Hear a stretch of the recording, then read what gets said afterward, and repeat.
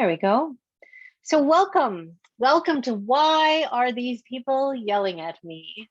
So just kind of a basic introduction to understanding outrage and opposition in the public arena. And so we've got one participant with us live. We have 9 of you registered. So you'll be sending the recording to you afterwards. So as we go through this webinar, I'm going to pose questions and our participant who is here live may or may not answer them. And if you're listening to the recording, just pause and ask yourself the question, so you can kind of do some of the reflection and some of the thinking as we go through. I want to start first with a quote, and I think it's a really, really fantastic quote. So I have a certification in the neuroscience of coaching.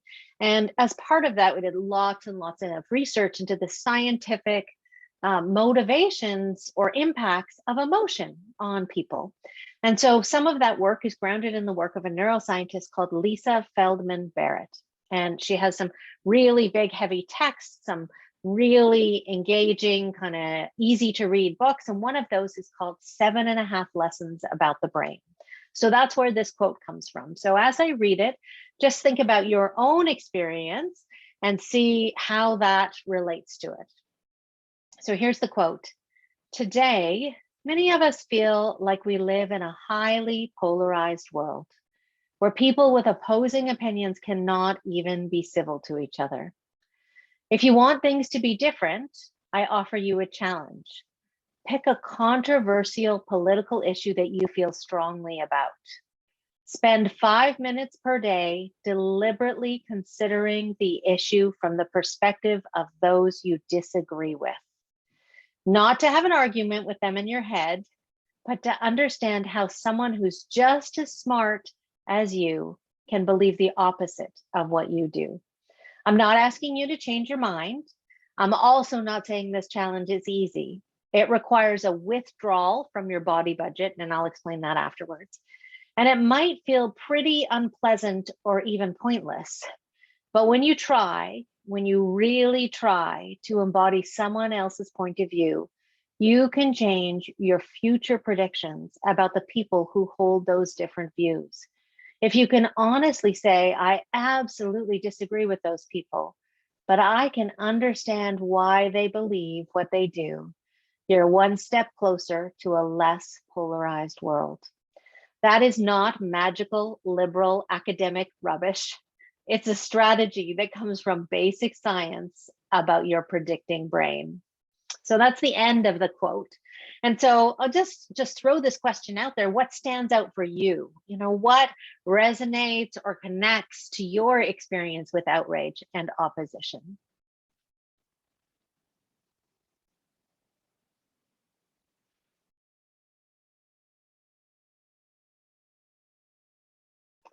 Whenever I run this webinar, and I've run it many times over the last number of years, I always ask people this question: what made you say yes?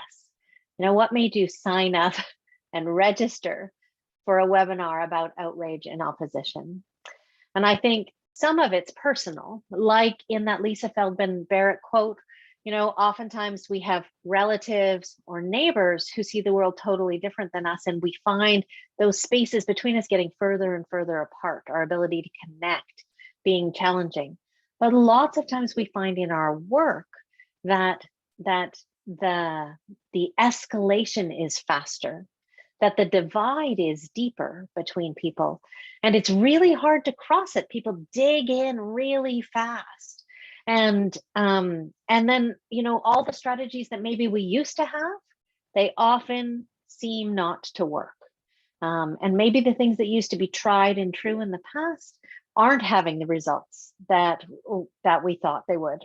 The other thing that I think is really important to think about is that we live in a time of outrage. So I've been saying for the last 5 years that, outrage is the new norm.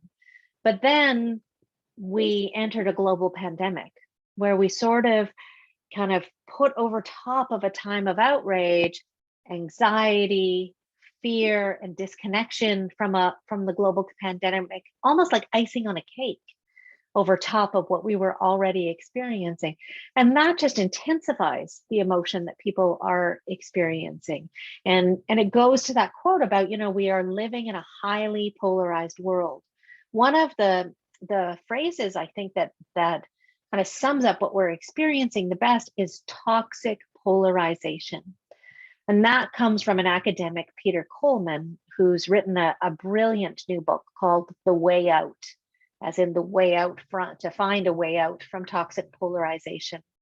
And that is very much the state that we are living in right now. And if you're doing work in your organization or in a community or with a group of stakeholders or rights holders trying to find a way forward, you're going to find the threads of that woven through everything. The high emotion, the quickening escalation, the reactivity, the disconnection, and then of course the toxic polarization. And so the difference for me between polarization and toxic polarization is where we're pretty dug into our own opinion. Toxic polarization is when we move from being dug into our own opinion to demonizing the folks on the other side who think differently than us. And that's a big stretch, but that makes that divide between us so much deeper and so much bigger. So I offer that question, what made you say yes? Because it's a real opportunity to just kind of sit back and reflect on, wait, what brought me here in the first place? What question am I trying to solve? What am I seeking to achieve?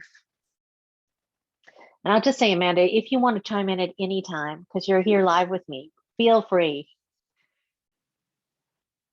So I think sometimes it's really helpful to ask ourselves, almost to catastrophize the work that we're doing. I use the term public arena a lot because to me, that's the space of the work I do, right? It's the space between people, between organizations and community, but it's also the space, just between neighbors as well. And so what I think catastrophizing the work almost allows us to kind of step back from it then too, and figure out what's the worst that could happen, and therefore how might we address it? Because what's actually more likely to happen? So when I ask you what can go wrong, what does engagement in the public arena look like when it goes sideways? What I'm really asking you to tap into is, what are you afraid of? What are your biggest fears? Is it about having your credibility called into question? Is it public shaming or public blaming? That's pretty common these days, and especially in a world where there's a lot of what we call cancel culture. So I've had it happen to me personally on a project, and it's overwhelming to have a whole bunch of people you don't even know be judging you in public. What else are you afraid of? Is it the inability to have the conversation? Is it about not having the skills or the knowledge or even the way of showing up that might kind of bridge the divide a little bit? Sometimes I know people are afraid of actually making it worse, that if we step in to have a conversation where there's conflict, we can escalate the conflict. So there's a responsibility and a bit of an obligation when we step in to not make it worse. And then that's a daunting obligation to hold. I think that when we think about what can go wrong, we need to weave together all the complexity of all the factors in the space. So there's you and there's the other people in the conversation, but there's also me. So you need to think about yourself, the other people in the conversation, and you need to think about a third factor, which is the space of the conversation. So you, others, and the space. Because oftentimes, I'll be really honest, when I get called, I often get called like, hey, can you come fix this? Or, hey, we have a problem. Can you deal with those difficult people? And I think there's no such thing as difficult people. There might be other people who are having a difficult time or a difficult experience, but no one's a difficult person. And so we need to unpack what's going on for other people, what's triggering their emotion and their reactivity, but also what's happening for us. Because if we are reacting or getting triggered in the conversation, or our organization is, or the leaders in our organization are, then of course everything can go sideways. And then we need to figure what else is happening in the space of the conversation. Are there other really difficult conversations happening? Are people totally disconnected and feeling anxious and afraid because of the impacts of the pandemic? Or are there other really challenging things happening in their community? All of those things are in the conversation, right? It's not just the topic and then let's solve this topic. It's the whole of our human experience that feeds into these difficult conversations that can exacerbate or calm the discussion that we're having. And so we need to think about you, me, and the space of the conversation. You know, I think it's an opportunity when we think about what can go wrong. It's also an opportunity to think about how do we invite a different kind of conversation. So if the conversation we imagine is the one that's really wrong, what is a conversation we imagine that is different? That is what we're yearning for, or we're seeking, or we're hoping to achieve. And I think in the end, all you can control is how you show up. And so that goes very much to if you show up in particular ways, you invite something from other people.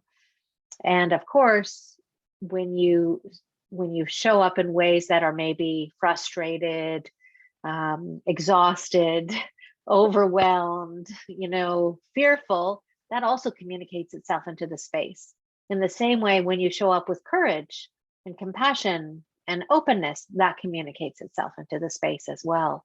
So just thinking about how all those things go together in a conversation. So I'm going to do a bit of a true or false.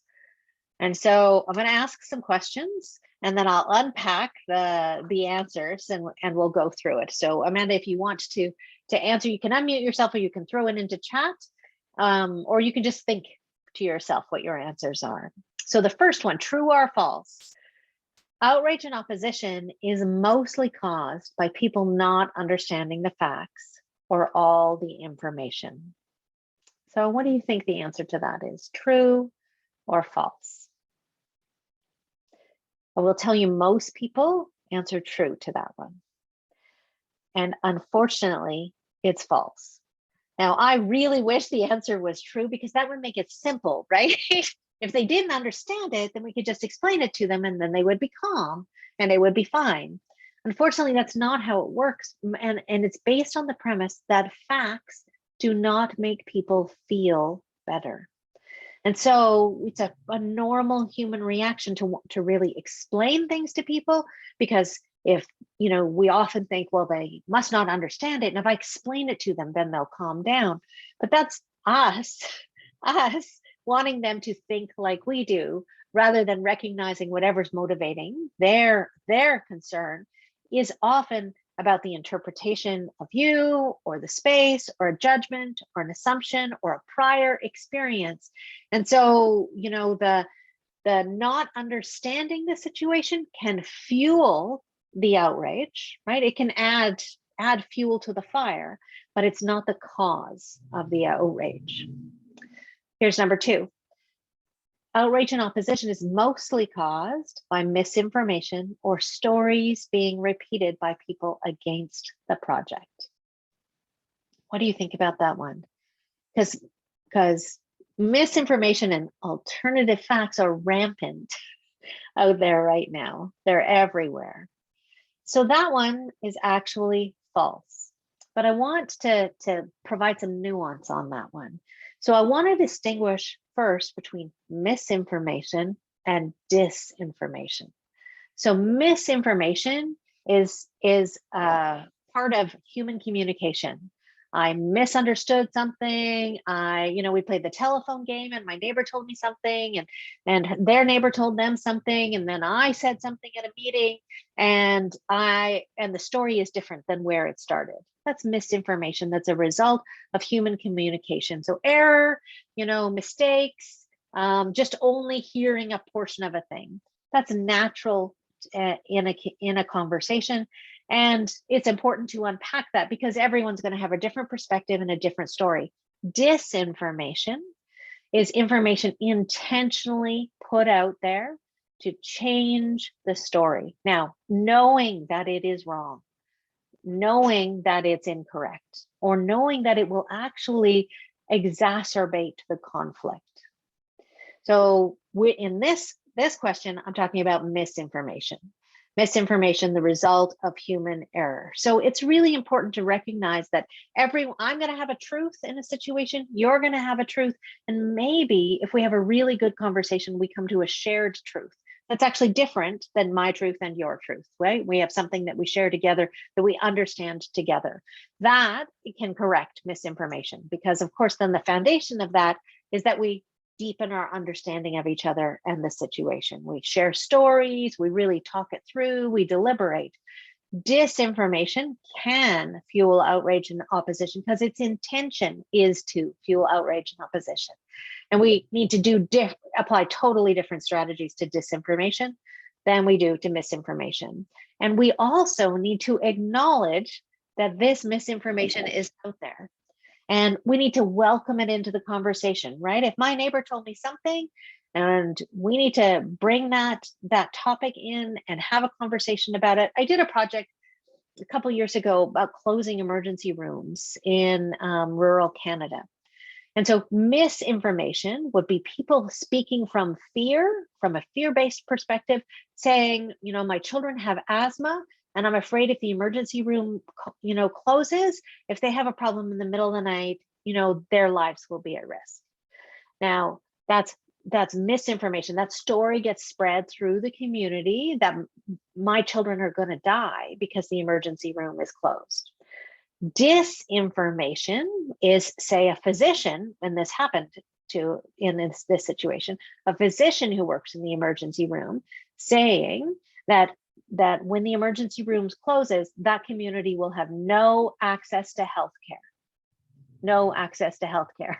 So they're distinctly different. But if someone's afraid that their child won't have healthcare and that their asthma won't be treated, then that's a thing we need to bring in and put on the table and talk about. We need to unpack the fear. We need to talk about how else can the healthcare system address those fears and needs that isn't about 3 a.m. visit to the emergency room. That's actually about preventive care and making sure that there's a respirologist and all sorts of other things available.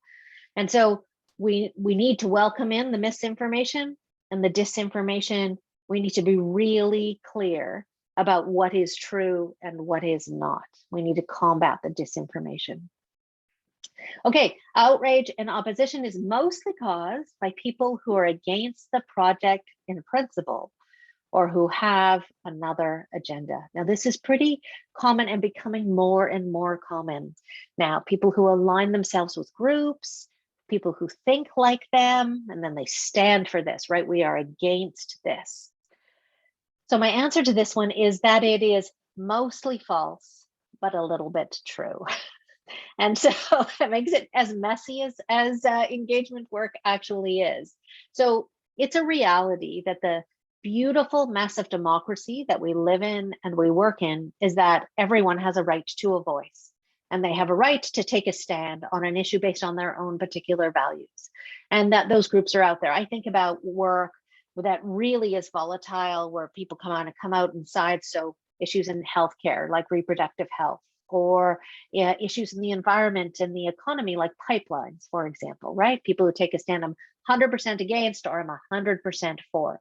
So in principle, that isn't causing the outrage and opposition, but it can inflame it. You can have groups of people who get stuck, really, really stuck. The thing is, that could be present on any of your projects. It's not the cause of the outrage and opposition, but it does impact your ability to close the gap between people. And so what we really want to do is acknowledge it and honor it, right? That we each have a right to stand really firmly in a particular value, and then ask, in a very curious way, well, how do we deal with this and also this? Is there a path forward, right? How do we honor the environment and make sure everyone has jobs, right? How do we do this and this? Name the two values so we can move forward and welcome it in the conversation, and also recognize some people are going to say no, that they on principle don't want to be in that conversation because they can only stand on one side of the pendulum, and actually that's okay. Here's a couple other questions, true and false as well. So true or false, outrage and opposition is mostly caused because people don't trust us, the project, or the situation. That one is 100% true. Nobody trusts anybody anymore. So not in government, not in the private sector, and not the media either. So if we're using the media to get a story out, none of those pillars or institutions are trusted anymore.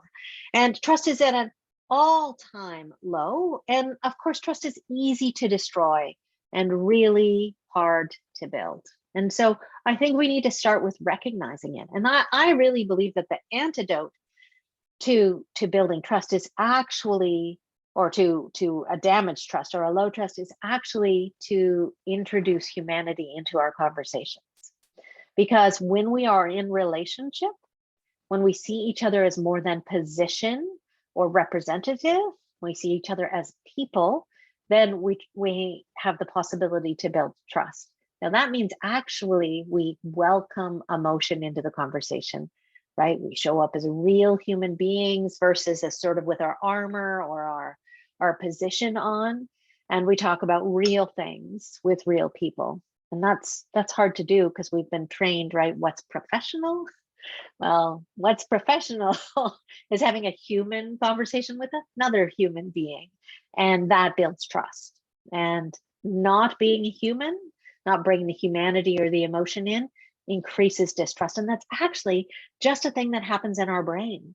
Because if our brain senses that something is hidden in someone else's demeanor, then it goes right to distrust. So that's why we need to be as authentic and open as possible. True or false? Outrage and opposition is mostly caused because there isn't enough clarity on expectations or constraints. So this one is true and false. If the issue is that people don't actually understand how much they can influence, what the project's actually about, what the impacts are that are going to have, then this one could be true. And you could clarify things with being really clear about role, about power, about influence, about, you know, meeting people where they are and kind of collaborating and problem solving together, if that's the real cause of the outrage. However, in much of my experience, this is a thing we want to be true because it's actually a fairly simple fix. So oftentimes we think if we explain to people how much influence or power they will have, like as in we will give them in a given situation, then we think it will be better. And that works great if that influence or power we are giving them matches their expectation for influence and power. And if it doesn't, then this definitely doesn't work. So that's why this one is a true and a false. Last one, true or false? Outreach and opposition is mostly caused because people are already emotional and upset and bringing this to our project. So what I would say here, and it's interesting, I said this once in a room full of 50 people I was training, I got a really intense reaction. I would say that this is more true than it is false. And here's why. It's not that your project is always the catalyst for people's emotional reaction. It's that we live in a time of outrage layered over with a global pandemic.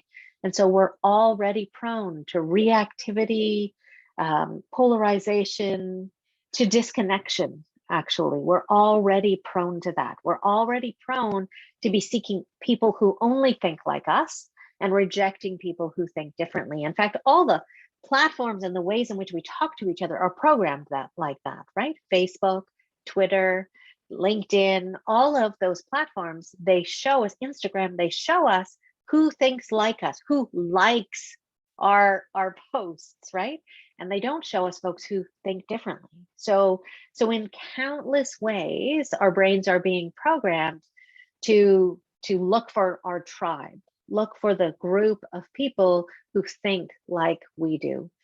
And so that exacerbates our polarization and increases our emotional reactivity.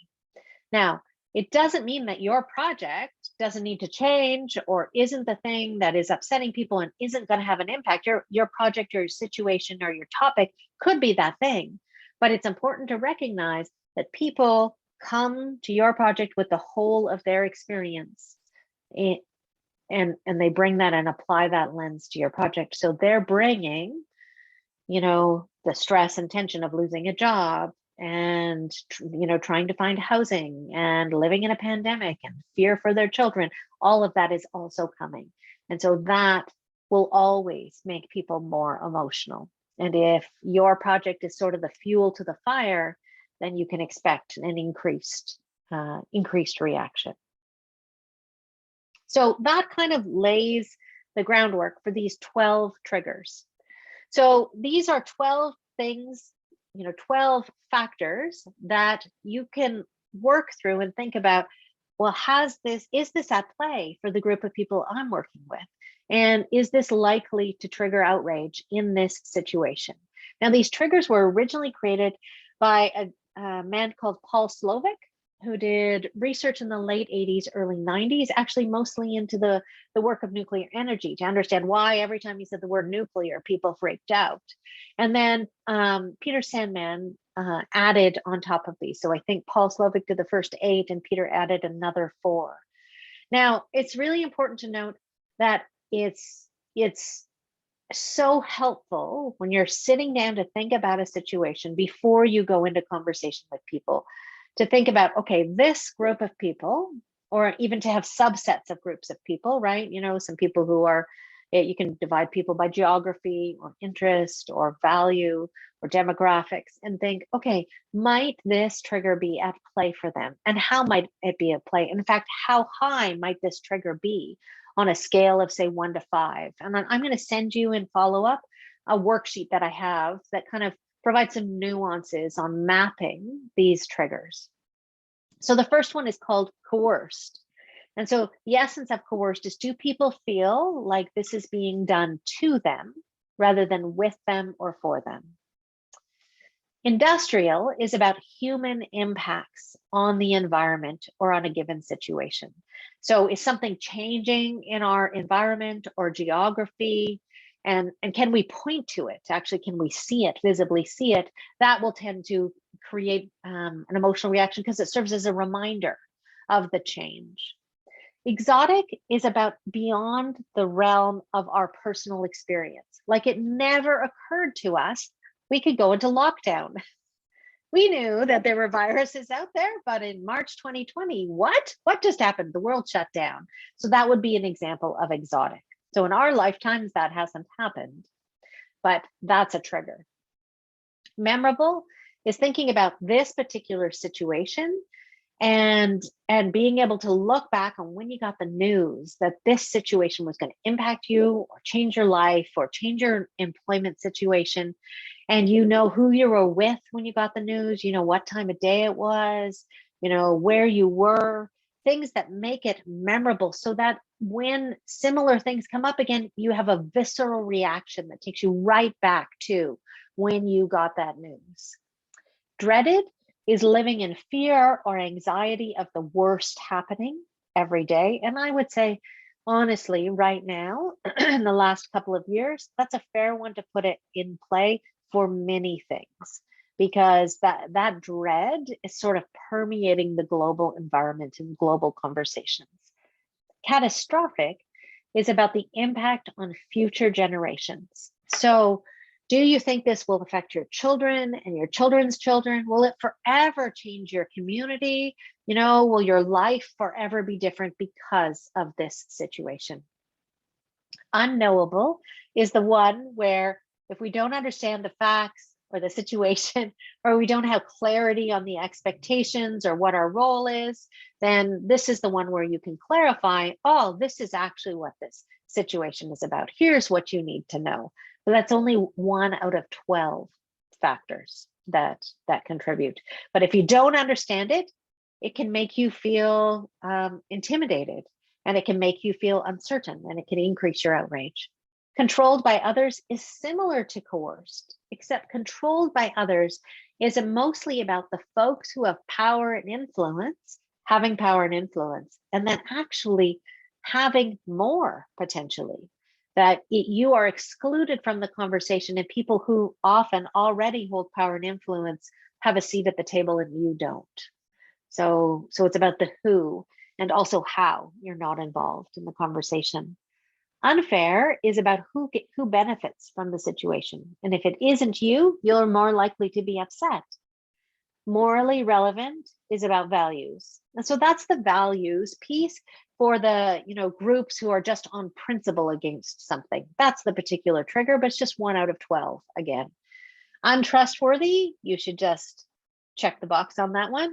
Just assume people don't trust you or your organization. And unresponsive is about, can anything change? Can anything be different, either in the project or in the process itself? So people feel valued and worthy and like their voice matters. And unresponsive, I always think about one of my favorite quotes, which is, just need to get clear on how it goes, that being heard is so close to feeling loved that for most people, they are indistinguishable. And I think unresponsive is the trigger there, right? Does the conversation feel transactional, like you're just checking a box, like just fill out your comment form and move on? Or do you feel like you matter? Do you feel like when you said that thing, you were really, really heard in a caring, loving, compassionate way? That's a real distinction between, how we often do engagement and how instead we could do engagement that changes the space of the conversation.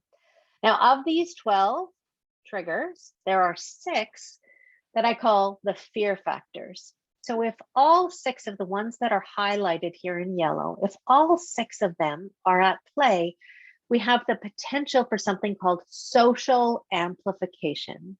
And so that social amplification means that the outrage and the opposition will spread beyond the small group of people who are upset or emotional at the moment, and it will spread beyond them to people who are upset on their behalf, and people who are just right out outraged and reactive because of what they heard was happening, or what the media told them was happening, or what they heard was happening on the other side of the globe. So these 6 factors together create the potential, not the guarantee, but the potential for social amplification, so that your outrage and opposition will spread beyond.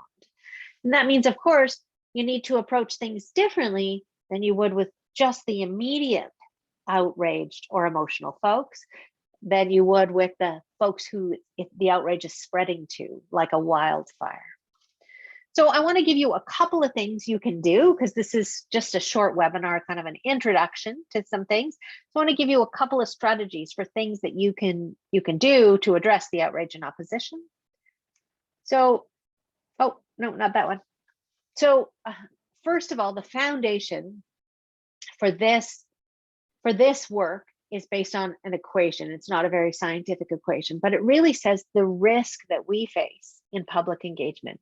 So the risk to our relationships, to trust, to our credibility, to the perception of us as an organization, and the risk to actually getting our project completed, or our policy or our program, whatever it is our project is about. The risk we face in public engagement is about our project, or our facts, we could say, plus people's intense emotional reaction to their perception of our project or our facts. And oftentimes, when we quantify risk, we pay only attention to the issue, the project, the situation, or the facts. We think, if we clarify things for people, if we mitigate any harm, if we get our science right, if we explain the health risks to people, if we tell them how change is going to happen, then everyone will be calm. Except that we need to do both things. We need to make sure we have everything figured out in terms of our project or our facts, and we need to deal with people's emotional reaction. And in the order with which we deal with it, we do emotions first and facts second. Because what we need to do is actually meet people where they are, embrace the emotion, so we can de-escalate it. So then we can be in a conversation about the substantive issue. We can't be in a conversation about the substantive issue first, and then people get more and more upset and think then we're going to calm them down. Be with the human being who is reacting, help them be calm, so then you can be in a conversation, and it works in that order. And if you don't deal with the emotion when you have the potential for opposition and outrage, it will actually only increase. So your risk will increase to your project or your situation. And we see that happening over and over again in the public arena, right? Projects that don't get built, policies that don't move forward, governments that fall because the outrage has increased. So here's a couple of things you can do, a couple of strategies. Now, the foundation of these strategies is grounded in leadership competencies. And so leadership competencies are about the things you can do, which is, the question, what can you do? But doing is about action oriented. And doing is best done when it's grounded in being. And so leadership is a dance of being and doing. And so by being, I mean behaviors and attitudes. So how are you going to show up? I talked earlier about, if you show up frustrated, tired, overwhelmed, compared to showing up with courage, compassion, and openness. Those are things that come under the category of being. So you need to do both, doing and being. So the first strategy is to acknowledge, recognize, and accept concerns about the process and the project, right? None of us are perfect. No project or approach is going to be exactly right. So just welcome it in. Let's talk about this proposed idea. Let's talk about this suggestion. Let's talk about this new policy. Acknowledge it and recognize that there might be different ways to see things. There might be different ways to understand the situation. And that's that's grounded in the ways of being, of humility, integrity, because there's a deep connection to transparency there, and the courage to own your impact or the impact of your project versus defend it. So the actions we can take are to say, hey, we have this idea, we have this project, let's sit down and talk about it. You can invite the conversation, you can explain the conversation, you can welcome it in, you can facilitate it. And then when you do that, you need to show up humble and open and transparent. The second thing you can do is focus on people first and facts second. Now, the outcomes of doing this is that we build trust and relationships, which means inevitably we decrease an intense emotional reaction, and we deal with a couple of triggers all at once, right? People don't feel, rarely feel controlled by others or untrustworthy and often unresponsive. Those 3 out of 12 triggers are taken care of when we're in relationship. That doesn't mean people might love what you're doing and they might not still want it, your project not to go forward, but relationship always decreases the emotional response.